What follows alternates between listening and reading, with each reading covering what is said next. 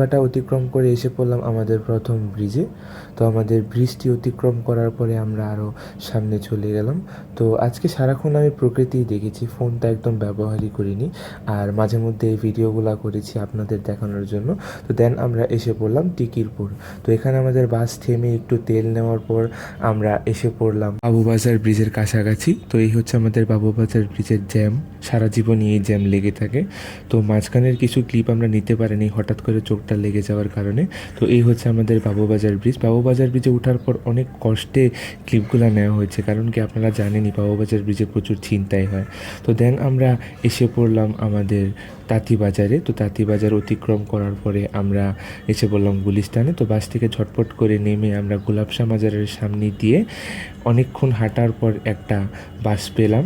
তো বাস হলো এয়ারলাইন্স বাস ছিল। তো দেন আমরা বাসে ঝটপট করে উঠে পড়লাম। দেন আমাদের বাসটি গুলিস্তান ত্যাগ করে এবং বাংলাদেশ সচিবালয় অতিক্রম করে এসে পড়লো শাহবাগ এবং রমনা পার্কের সামনে।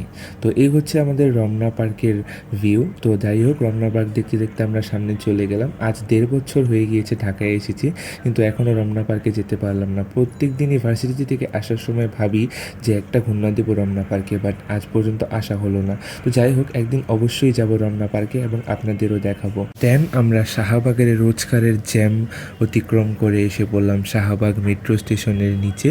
তো শাহবাগের মেট্রো স্টেশন অতিক্রম করার পর আমরা এসে পড়লাম কারণ বাজারের কাছাকাছি। আজকেও কারণ বাজারের মধ্যে অনেক জ্যাম ছিল, তো তার কারণে আমরা বাসে থেকে নেমে পড়লাম এবং হেঁটে হেঁটে সামনের দিকে এসে পড়লাম। তো দেন আমরা কারণ বাজারের যে পিছনের গেটটা আছে, যেখান দিয়ে ফার্ম গেটে ঢুকে, ওই দিক দিয়ে ভিতরে ঢুকে গেলাম।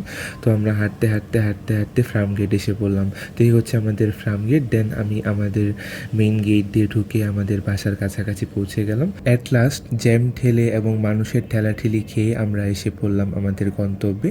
তো এই ছিল আমাদের আজকের ব্লগে। আপনাদের যদি আমার ব্লগ ভালো লেগে থাকে তো আমার চ্যানেলটিকে সাবস্ক্রাইব এবং আমার ভিডিওটিকে লাইক করবেন। ধন্যবাদ সবাইকে।